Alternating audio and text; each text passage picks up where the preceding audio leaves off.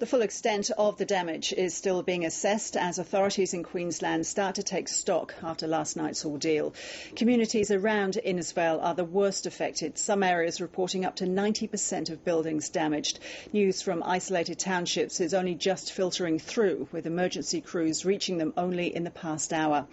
And it's not over yet. Moderate to major flooding has been predicted in Townsville and Ingham this afternoon.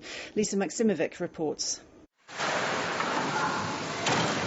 After days of preparation, dire warnings and anxiety, thousands of northern Queenslanders huddled in evacuation centres and their homes and waited. We have people safe and sound today who would have been in the path of danger last night if they hadn't listened to the warnings.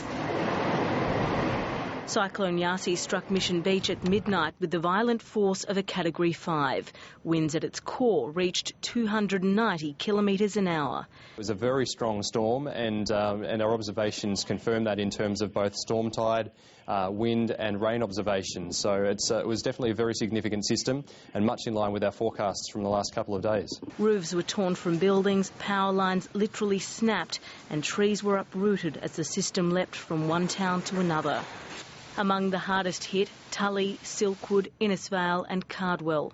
We did see a very significant storm surge at Cardwell. In the end, it was mitigated to a degree by the fact that Yasi crossed the coast closer to low tide than high tide. Boats have been pushed 2 blocks up into the township, so they have experienced significant storm surge. Emergency crews are still making their way into isolated areas. Yasi lost strength as it moved inland, but the Bureau says it will continue leaving damage in its wake. We'll probably see damaging wind gusts developing as far west as Mount Isa by late in the day today. In places like Ingham, they are now preparing for at least moderate flooding this afternoon, but if the rainfall continues at its current rate, that could be revised up to heavy and serious flooding.